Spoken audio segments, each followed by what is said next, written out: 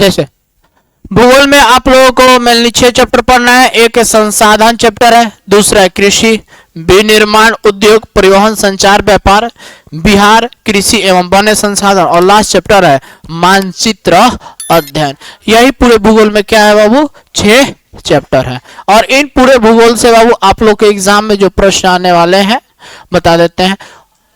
जो 2 अंक वाले जो प्रश्न है, 2 अंक वाले जो प्रश्न है, 6 प्रश्न आएंगे और उसमें से कोई 3 बनाना होगा। और वही बात करें 4 अंक वाले प्रश्न, तो 4 अंक वाले प्रश्न आपको इसमें से 2 आएंगे, जिसमें से आपको 1 बनाना होता है। बाकी आपको 50% आपको ऑब्जेक्टिव पूछा जाता है। लगभग 18 को ऑब्जेक्टिव एक भूगोल से आता है। 18 को ऑब्जेक्टिव आपको भूगोल से आएगा। चलिए हम लोग चलते हैं अपने चैप्टर की ओर। हम लोग चैप्टर का नाम है भारत संसाधन एवं उपयोग, अध्याय 1, इकाई 1। पहली बात आती है कि संसाधन क्या है। पहले समझ लेते हैं संसाधन क्या है। इस पर्यावरण में जो भी चीजें उपलब्ध है वो सभी की सभी क्या कहलाती है, संसाधन कहलाती है। जैसे एक पेन क्या है, संसाधन। कपड़ा संसाधन, बोर्ड संसाधन, आप जहां बैठे हैं बेंच टेबल कुर्सी, ये सभी की सभी क्या है, संसाधन है। जिसका उपयोग मानव कर रहा है, जिसका उपयोग में है वो क्या है, संसाधन है। जो उपयोग में नहीं है वो संसाधन, जिसका उपयोग कोई नहीं कर रहा है वो क्या है, संसाधन नहीं है। तो चैप्टर आता है, टॉपिक है संसाधन। तो पर्यावरण में उपलब्ध वे सभी वस्तुएं जो मानवीय आवश्यकताओं को पूर्ति करता है उसे संसाधन कहते हैं। और ये संसाधन 2 प्रकार के होते हैं, प्राकृतिक संसाधन और मानवीय संसाधन। जैसे सूर्य भी एक क्या है, संसाधन है। पृथ्वी, पेड़ पौधे सभी सभी क्या है, संसाधन है। तो कुछ ऐसी चीजें हैं जो प्रकृति के द्वारा बनाई गई हैं और कुछ ऐसी चीजें हैं जो मानव के द्वारा बनाई गई। जो प्रकृति के द्वारा निर्मित है उसे प्राकृतिक संसाधन, और जिसे मानव ने बनाया है उसे मानव निर्मित संसाधन कहते हैं। तो समझ में आया संसाधन किसे कहते हैं।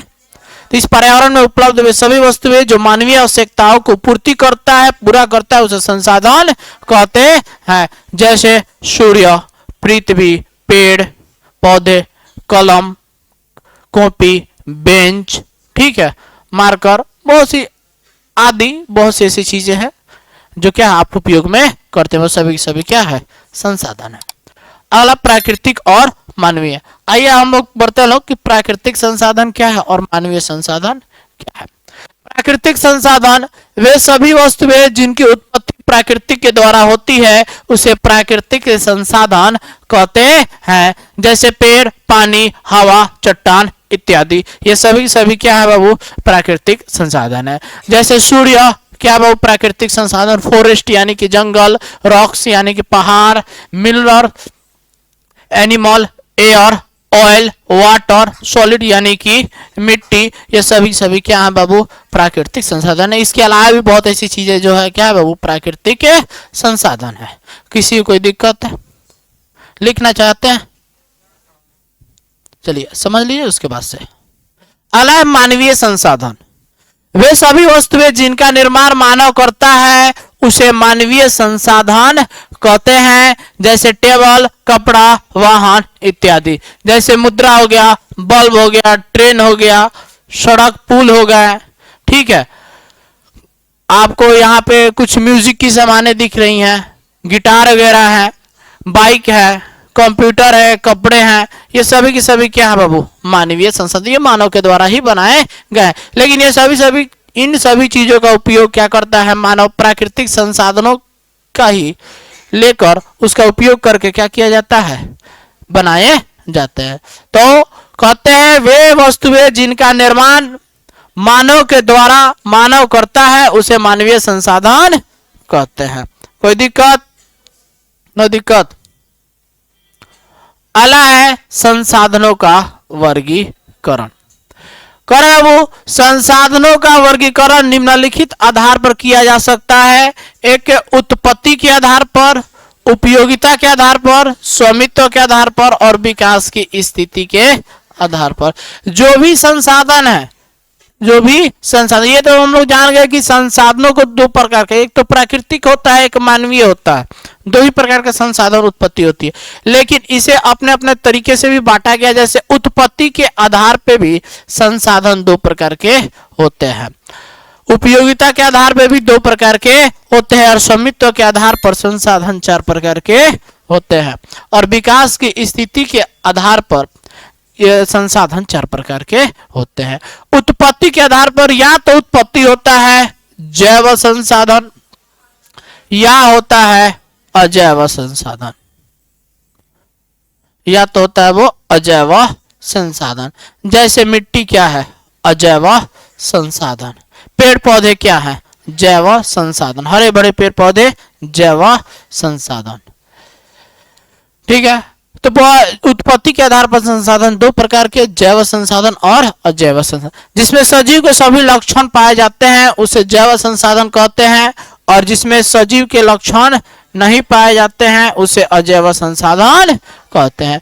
उपयोगिता के आधार पर भी संसाधन दो प्रकार के होते हैं, नवीकरणीय संसाधन और अनवीकरणीय संसाधन। आइए हम लोग देखते हैं उत्पत्ति के आधार पर। उत्पत्ति के आधार पर संसाधन दो प्रकार के होते हैं, जैव और अजैव। ऐसे संसाधन जिनकी प्राप्ति जैव मंडल से होता है, जैव मंडल से होता है, इनमें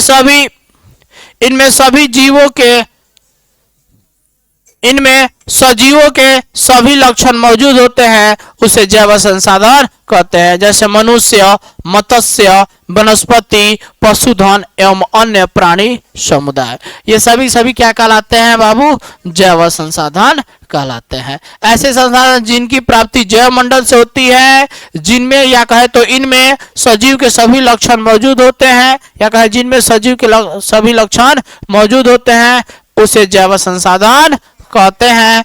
जैसे मनुष्य, मत्स्य, वनस्पति, पशुधन एवं अन्य प्राणी संसाधन। किसी को किसी प्रकार का दिक्कत नहीं। बढ़े आगे है अजैव संसाधन। निर्जीव वस्तुओं के समूह को अजैव संसाधन कहते हैं, जैसे चट्टान, धातु, खनिज इत्यादि। जैसे दिख रहा है चट्टान है, एक पहाड़ दिखाया जा रहा है, ये क्या है, एक तरह का अजैव संसाधन है। आप बेंच पे बैठे हैं, आप स्कूल जाते हैं या कहीं यहाँ भी बेंच पे आप बैठे हैं, तो बेंच एक तरह का क्या है, अजैव संसाधन। ये बोर्ड क्या है, अजैव। इसमें सजीव का कोई लक्षण है, नहीं है। इस कपड़ा में से कोई सजीव का लक्षण है, नहीं है, तो क्या आ जाएगा, संसाधन है। लेकिन यहाँ उत्पत्ति के आधार पर कौन सा संसाधन, अजैव संसाधन। मनुष्य खुद एक संसाधन है, मनुष्य एक खुद संसाधन है, तो मनुष्य क्या हो जाएगा, जैव संसाधन।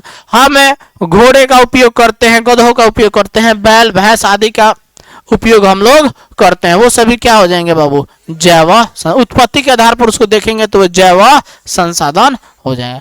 कोई दिक्कत, चलिए लिखिए।